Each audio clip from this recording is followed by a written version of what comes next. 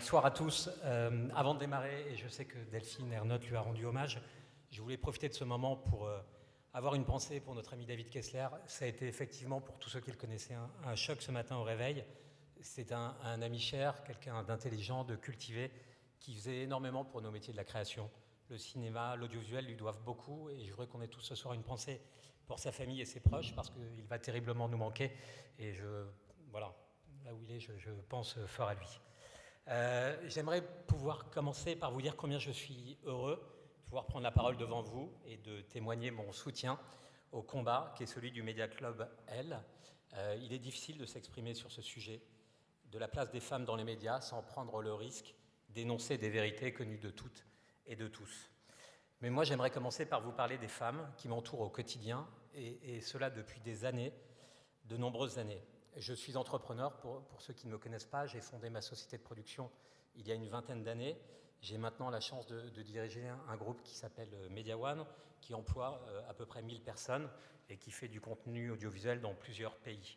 Je n'avais pas du tout été formé pour ça dans ma vie. Ce sont les contenus qui ont guidé mon parcours jusque-là.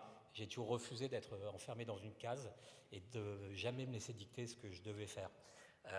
Et j'ai pris mon destin entre les mains pour créer des contenus et des entreprises qui ressemblent à ma vision rêvée de la société. Aujourd'hui, les émissions que je produis, elles sont incarnées sans exception par Anne-Elisabeth Lemoine, Alexandra Sublet, Anne-Sophie Lapix, Julie Andrieux, Anaïs Bouton, Daphné Roulier, Laurie Tillman et Sophie Soulignac. J'en ai oublié aucune et je n'ai oublié personne. Ce sont également des femmes qui dirigent les sociétés que j'ai la chance aujourd'hui de gérer. Delphine Cazot, qui vient de rejoindre Media One en tant que directrice générale. Valérie Blichouar, je les cite parce que ce sont que des femmes de talent avec qui j'ai la chance de travailler. Si je peux leur rendre hommage ce soir, j'en profite. Valérie Blichouar, Monica Geller, Caroline Cochot, Charlotte Marguerite, Soisic de Linares, Anne-Claire Tell, Bénédicte Lefebvre-Dupré. Elles sont toutes au COMEX de Media One. Elles ont toutes des fonctions importantes, directrice des ressources humaines, directrice juridique. Et notre COMEX est en majorité féminin. Je voudrais saluer Justine Planchon, qui est directrice des programmes de Troisième Œil depuis 15 ans, avec qui on a démarré tous les deux en bas de l'échelle et qui aujourd'hui est une des femmes les plus importantes dans le domaine des contenus, avec qui j'ai la chance de travailler. Je voudrais citer les productrices.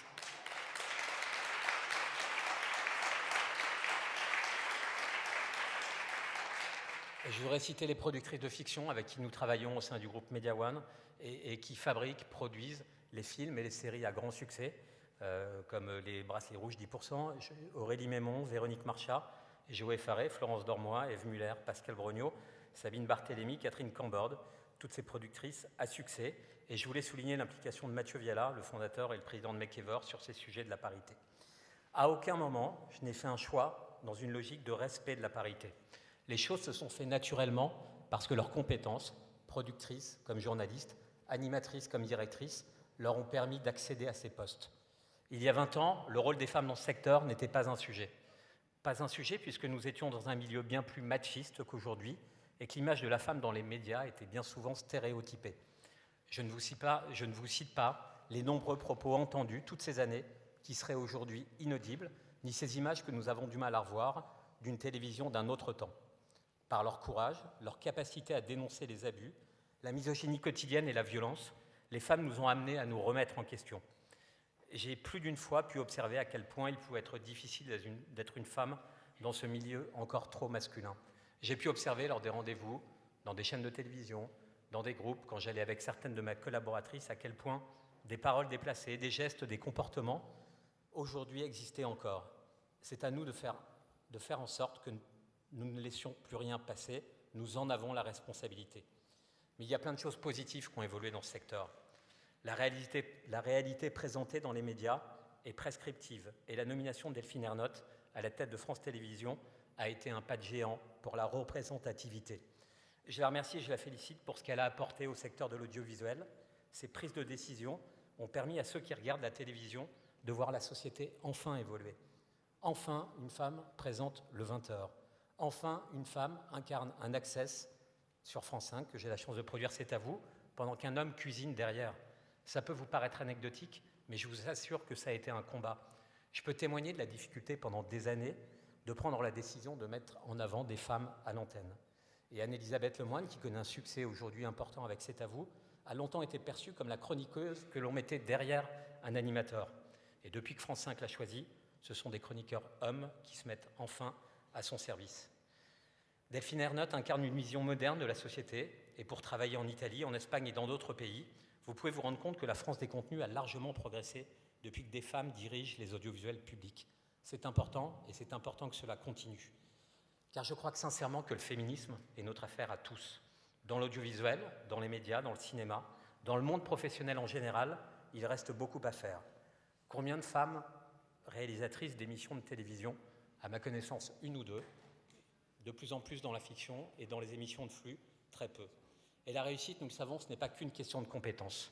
Il nous appartient à tous, et plus spécifiquement à nous, dirigeants d'entreprise, d'accompagner et de soutenir les carrières professionnelles des femmes et de travailler d'arrache-pied à faire de nos entreprises des modèles d'exemplarité. J'ai particulièrement à cœur que les conditions soient réunies pour que chacun puisse concilier vie personnelle et vie professionnelle. Et quand je regarde ma fille de 7 ans, Neva, pour qui l'égalité n'est aujourd'hui pas une question, je ne sais pas comment elle réagirait si elle apprenait que certains métiers ne lui seraient pas accessibles parce qu'elle est une fille, qu'elle serait systématiquement moins bien payée qu'un homme à poste égal parce que c'est une fille, qu'il faudrait qu'elle mette entre parenthèses sa vie personnelle afin d'accéder à un niveau de responsabilité élevé. En tout cas, au-delà de son caractère, ne comptez pas sur moi pour lui expliquer. Je voudrais plutôt lui parler d'une époque où nous devons militer pour que les pères prennent eux aussi leur congé paternité et que la vie familiale soit enfin un réel projet d'équité. Il me tient particulièrement à cœur que les métiers dans leur globalité, les médias dans leur globalité prennent leurs responsabilités. Nous sommes une vitrine bien éclairée sur notre société. Nous avons le pouvoir de révéler, de dénoncer, de faire évoluer les mentalités et la compréhension collective. Chez Media One et au sein du groupe Troisième Œil, c'est au cœur de notre réflexion et je sais que nous ne sommes pas les seuls. Cela doit être pour nous une préoccupation quotidienne et je remercie le Media Club, elle, qui pourra compter tout le temps sur notre soutien. Merci beaucoup.